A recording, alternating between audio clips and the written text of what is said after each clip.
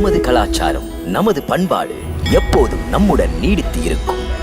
Subscribe Tilak. இல்லை, ஆம் சுமந்திரரே, அயோத்தியிலே ஆள்பவன் என்று ஒருவன் இருந்தால் அந்த புறத்திலே ஆட்சி மாற்றம் நடந்திருக்காது. மன்னன் குருதேவருடன் விவாதிக்காமல், பதியுக பத்திரிகளை கலக்காமல், ஒரு அகங்கார அலங்காரியின் கைபொம்மையாக மாறி மரபுகளை எல்லாம் வேறுவானா? சுமந்திரரே, சுமந்திரரே, இன்னும் என்னை மன்னனாக மதித்தால் என் ஆணையை ஏற்றுக்கொண்டு இப்போதே இக்கடமே என்னை தேரில் ஏற்றி வனத்திலே விட்டு விடுங்கள். ராமன் இல்லாத அயோத்தி என் உயிரை சுடும் தீ. தவறு அரசே. உன் போன்ற தீரன், வீரன், நேர்மையாளன் அழுது புலம்புவது அழகல்ல. இந்த மதிப்பீடுகளுக்கெல்லாம் நான் தகுந்தவன் அல்ல. கொடுமைக்கு துணை போறேன். நான் மனிதன் அல்ல. அரசே, உத்தம குணங்களே வடிவாக வந்த சத்திய ராமனை பெற்ற சரித்திர நாயகன் நீ. வாக்கினை காப்பாற்ற ராஜ மாளிகையை, மணிமுடியை தியாகம் செய்தவனை சிறுமைப்படுத்தி விடாதே. குருதேவா, உத்தமனான அந்த மைந்தனை பெற்றவனாயிருந்தும் அவனுடைய மனப்பக்குவம் எனக்கு வரவில்லையே. மைந்தன் ராமனுக்கு ராஜ்யம் தருவதாக சொல்லி ராஜ்யத்தை விட்டே துரத்தினேன். புண்படுத்தியும் அவன் புன்னகையுடன் சென்றான். அந்த மைந்தனை பிரிந்த பிறகும் என் உயிர் போகவில்லையே. பாவியிலும் மகா பாவி என் போல் யார்?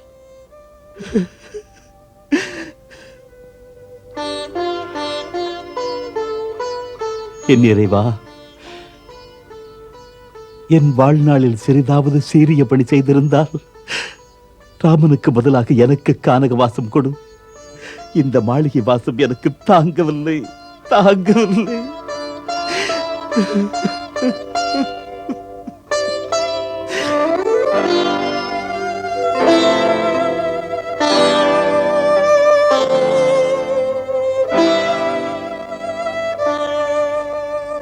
மன்னா, காலமறிந்த ஞானி, சூரிய குலத்தின் வீரியமுள்ளவன், நீ குழந்தையைப் போல் தேம்புவது பெருமை அல்ல. ஜீவ மரணம், லாப நஷ்டம், பாசத்துக்குரியவர் வருவதும் பிரிவதும் இவை எல்லாமே காலத்தின் பிடியிலே. எப்படி இரவும் பகலும் வருவதை யாராலும் நிறுத்த முடியாதோ, அப்படித்தான் மனிதனுடைய வாழ்க்கையிலும் இன்ப துன்பம் வருவதை நிறுத்த முடியாது. அதனால்தான் தீரன், வீரன் அழுவது ஆண்மைக்கு அழகல்ல. மனம் குழம்பும் போது எனது அறிவு செயல்பட மறந்து விடுகின்றதே குருதேவரே. அரசே, ராமன் மீது அன்பு வைக்காமல் ஆசை வைத்ததால் தான் இன்று நீ கலங்குகிறாய். கருத்து கண்களை திறந்து பார். ராமனை பற்றிய பெருமையில் தலை நிமிர்வாய். சற்று அமைதியாக சிந்தித்துப் பார். ராமன் செய்தது எப்படிப்பட்ட செயல்? இத்தனை பெரிய சாம்ராஜ்யத்தை இழந்தும் சிரித்துக் கொண்டே வனம் சென்றானே. எதற்கு? தந்தை சொல்மிக்க மந்திரமில்லை என்பதை காட்டுவதற்கு. தியாகம் செய்ய தயங்காத ரகுவம்ச கீர்த்தியை நிலைநாட்டுவதற்கு. சொந்த நலனுக்காக ரகுவம்சத்தார் வாக்கு மாற மாட்டார் என்று சுட்டி காட்டுவதற்கு. ராமனை பார்த்தாயே, சிறிது கூட சலனமடையவில்லையே. அதுபோல் லட்சுமணன் போனான், சீதையும் போனாள். அவள் ஒரு அரசரின் மகளாயிருந்தும் ஒரு சக்கரவர்த்தியின் மருமகளாயிருந்தும் கூட மகிழ்ச்சியுடன் வனம் சென்றாள். மூவரும் அவரவர் கடமையை செய்தார்கள். அந்த மூவருக்காக நீ பெருமையில் பூரிக்க வேண்டிய நேரம் இது. முனிவரே, எளிதாக சொல்லிவிட்டீர்கள். என்னால் முடியவில்லையே. ஏமாற்றங்களை சந்திக்கும் போது இமயம் போல் இருக்க வேண்டும். காவலனின் துயரங்களில் யாவருமே பங்கு பெறுகிறார்கள். இதை மறக்கக்கூடாது. நாடு பெரிது, நமது துயரங்களோ மிக மிகச் சிறிது.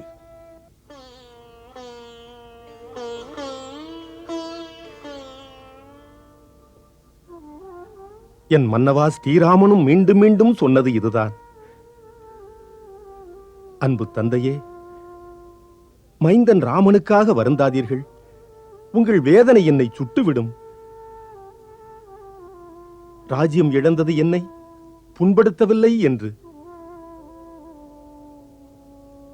தம்பி பரதனுக்கும் ராமனுடைய செய்தி ராமன் மீது உள்ள பாசத்தால் சத்தியமான தந்தையை துயரப்படுத்தாதே என்று. மன்னவா, ராமனின் க்ஷேமத்திற்காக தங்கள் துயரங்களை பொறுத்துக் கொள்ளுங்கள். எதற்கு வேதனை மன்னவா? இந்த சமயத்தில் ராமன் இங்கில்லாத நினைப்பில் அயோத்தியே அழுது கொண்டிருக்கிறது. தாமும் இனி அழுதால் ஆறுதல் அளிப்பது யார்? அமைதியுடன் நீங்கள் இருந்தால் துன்பம் எங்களை இன்று அதிகம் பாதிக்காது. அழுது கொண்டே இருந்தால் கண்ணீரும் இருக்காது. அழாதிருங்கள் சுவாமி. ராமன், லக்ஷ்மணன், சீதையை தாம் மீண்டும் சந்திப்பீர்கள்.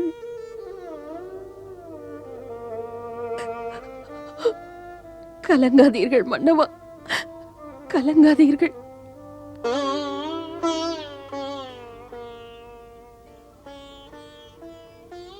ஓம்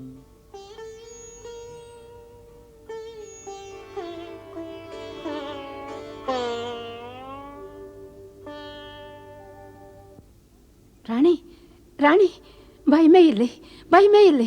சுமந்திரர் திரும்பி விட்டார். ராமன், சீதை, லட்சுமணன் கங்கையை கடந்து காட்டுக்கு சென்று விட்டார்கள். இனி பயமே இல்லை. நம் கொடிதான் பறக்கும். மந்த்ரா, மன்னவர் இதையெல்லாம் கேட்டு மன்னர் சுமந்திரரிடம் என்ன சொன்னார்? என்ன சொல்ல, ஒரே புலம்பல். பக்குவமாக குரு வசிஷ்டர் 1000 நீதிகளை எடுத்து பேசி பேசி அதை நிறுத்தினார். அப்புறம் சும்மா இருந்தாரே தவிர எதுவும் பேசவில்லை. ஆகாயத்தை பார்த்து கண்கள் நிலைக்க நிலைக்க படுத்தார். ராமா, ராமா, ராமா,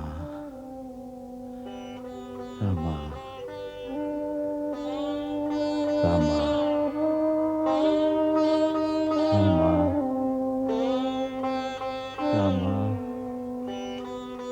ராமா. கௌசல்யா, கௌசல்யா, கௌசல்யா, கௌசல்யா, மன்னவா, சுவாமி. கௌசல்யா, நீ எங்கே இருக்கிறாய் சுவாமி, தேவி? சுவாமி, நீ எங்கே இருக்கிறாய்? சுவாமி, கௌசல்யா, சுவாமி. நீங்கள் ஒருவரும் என்னை விட்டு போகாதீர்கள். உங்களை என் கண்ணால் பார்க்க முடியவில்லை. உன் கையால் என்னை பிடித்துக்கொள் கௌசல்யா. என்னை பதறாதீர்கள் பிடித்துக்கொள். சுவாமி. பக்கத்திலேயே இருக்கிறேன் சுவாமி. இருங்கள். உங்கள் பக்கத்திலேயே இருக்கிறேன் சுவாமி. பயணத்தின் இறுதி கட்டத்தில் இருக்கிறேன் கோசலை. சொல்வார்கள், மரண தருவாயில் கண்களுக்கு எதுவுமே தெரியாதென்று. அமங்கலமாக பேசாதீர்கள் சுவாமி. தைரியத்தை கைவிடாதீர்கள். உங்களுக்கு சுமந்திரர் சொல்லவில்லையா? தாங்கள் இதே நிலையில் புலம்பிக் கொண்டிருந்தால் அது ராமனையும் பாதிக்கும் என்று. குருதேவர் அறிவுரையை சிந்தியுங்கள். பெற்ற தாயே, பெரியவர் குருதேவரின் உரைகளை கேட்டு பொறுமையுடன் இருக்கிறேன். குருதேவர் கலங்காதே என்றாரே, தாங்கள் அழவே கூடாது சுவாமி, அழவே கூடாது. அரசன் அழவே கூடாது. பொறுமையாக நான் அழாமல் இருக்கிறேன். ஆனால் அரசன் மரணத்தை நினைக்க கூடாதா? தாம் கலங்காதிருங்கள். எங்களுக்கு ஆதரவு யார் இருக்கிறார்கள்? வாழ்வதற்கு ஏனோ எனக்கு விருப்பமில்லை தேவி.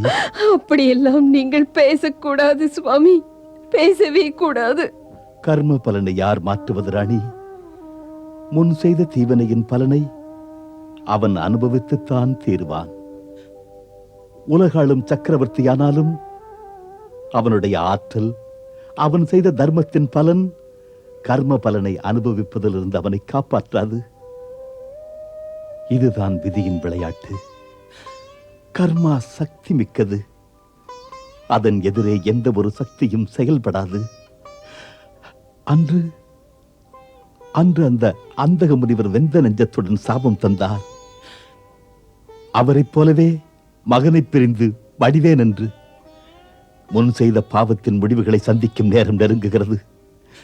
மாமுனிவரே, உமது சாபம் என்றுமே பொய்யாகிவிடாது. நானும் அன்று நீங்கள் பட்ட வேதனையில் துடிக்கிறேன். யார் அந்த முனிவர்? எதற்காக சபித்தார் உங்களை? சிரவணகுமாரனின் பார்வையற்ற தந்தை. சிரவணகுமாரன்? யார் சிரவணகுமாரன்? துன்பத்தில் ஏதேதோ பேசுகிறீர்களா? இல்லை இல்லை, பேசவில்லை. இது நிகழ்ந்தது கௌசல்யா, இது நடந்தது என் இளம் பிராயத்தில். அப்போது நம் திருமணம் கூட ஆகவில்லை. அன்று நான் யுவராஜன் யுவராஜன் யுவராஜன் இளம் பருவம், பயம் தெரியாத நேரங்கள், திசையெட்டும் தசரதனின் வில்லாண்மையை வியந்து பேசிய நாட்கள். சப்தம் கேட்டு சரம் தொடுப்பதில் நான் நிபுணன். மக்கள் அதிசயித்தார்கள். ராஜகுமாரன் தசரதன் வெறும் சத்தத்தை கேட்டே இலக்கை குறிவைக்கிறான் என்று. இளமை காலம், இரவு நேரம், சரையு நதி ஓரம், வேட்டையாடும் ஆர்வம், அதிலும் சப்தவேதியில் சாதனை படைக்கும் வேகம். காட்டெருமையோ கடும் புலியோ அல்லது யானையோ தண்ணீர் குடிக்க அங்கு வரலாம் என்ற எண்ணத்தில் மரங்களின் பின்னால் மறைந்து நின்றேன்.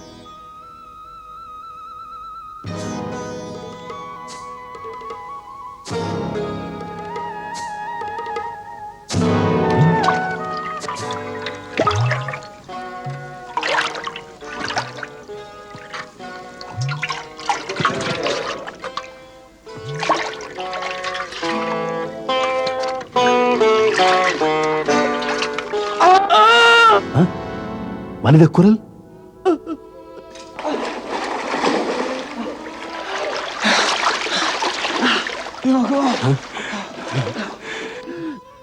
யார் என் மீது அம்பெய்தது?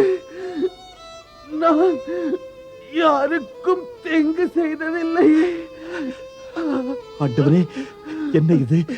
வேண்டாம், அம்பை எடுக்காதீர்கள். அம்பை எடுக்க விடு. என் உயிர் போய்விடும்.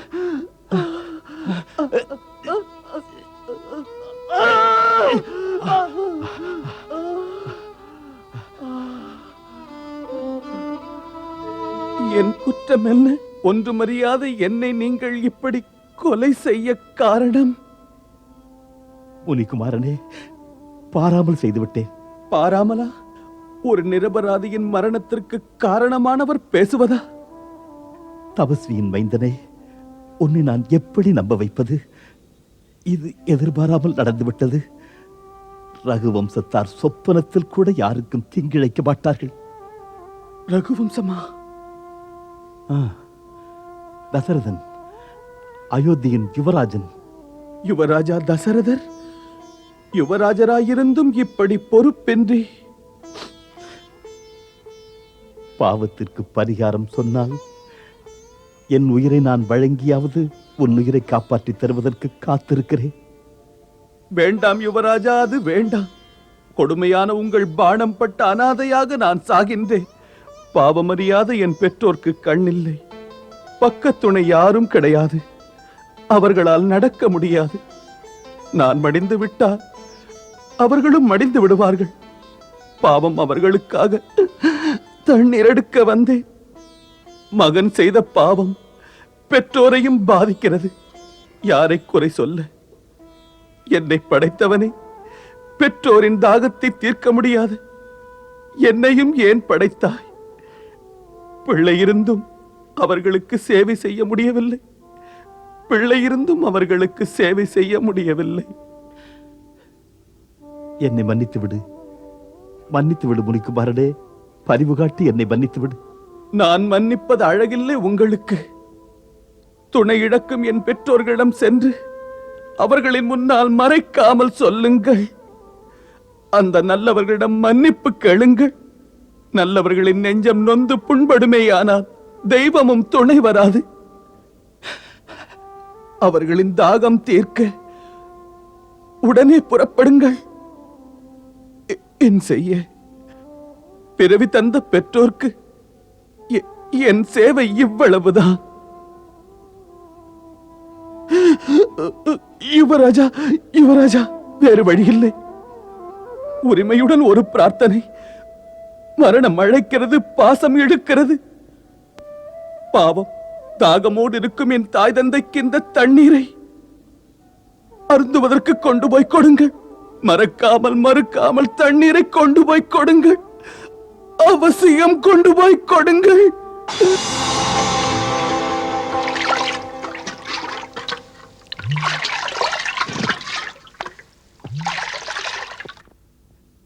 என்னை படைத்தவனே, ஏன் சோதனை?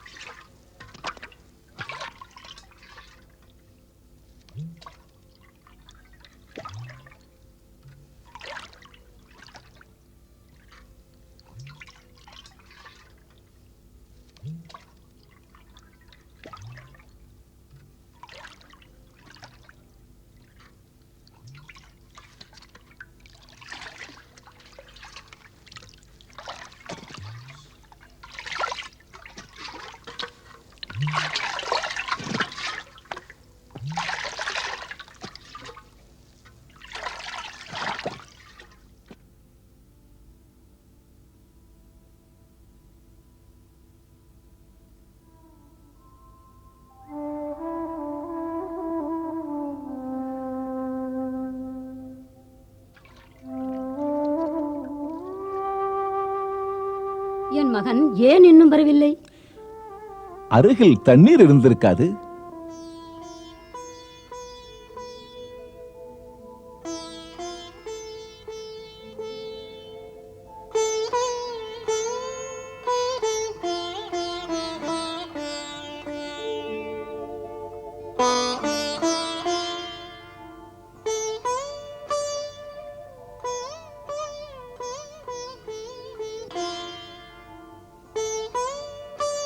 ஏதோ ஓசை கேட்கிறது. ஸ்ரவணகுமாரா, நீதானே? பேசாமல் இருக்கிறாய். உன் மௌனத்தின் காரணம் என்ன? நீ போய் வெகு நேரம் ஆயிற்றே என்று அம்மா கலங்கி விட்டாள், சங்கடப்பட்டாள். சமாதானப்படுத்தினேன் வருவான் என்று. அச்சம் எதற்காக? அம்மாவும் நானும் கோவிப்போமா என்ன? அட, கோபிக்க காரணமே இல்லையே. உனக்கு புரியாது தாய் மனத்தின் சங்கடங்கள். உண்மையாக இன்று கண் பார்வை இழந்த அப்பாவுக்கும் அம்மாவுக்கும் உன் கையே ஊன்றுகோல். ஆம், எங்களின் கண்கள் நீ. இன்று பெற்றோரையே வளர்க்கும் பிள்ளை நீ. தா தா மகனே, அப்பாவும் நானும் தாகம் தீர்க்க அன்பு கைகளால் பருகிட நீர் தா. தா மகனே. கொஞ்சமிரு மகனே. முதலில் உன் தந்தை பருகட்டும் மகனே. உன் தந்தை பருகட்டும், பருகட்டும்.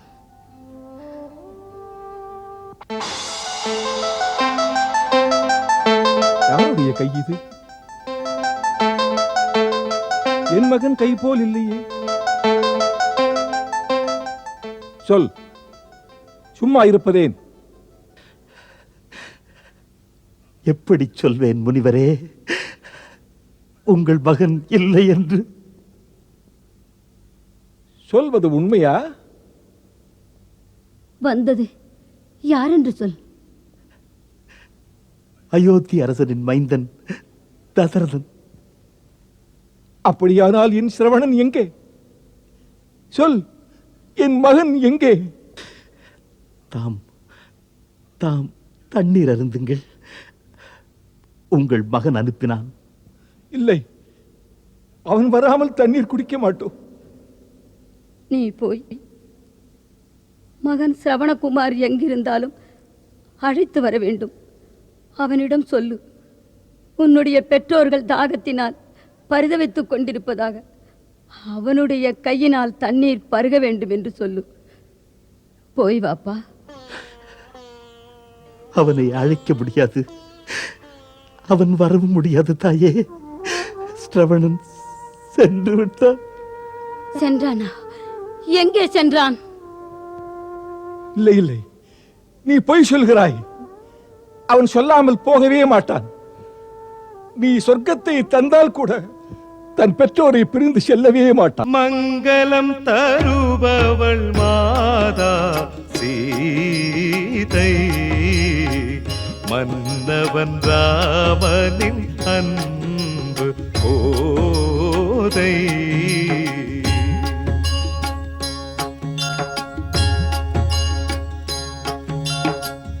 சீதாராமன் புனித கதை கேளீரே, மதுரம் மிகுந்த அனுபவம் பெற மாறீரே.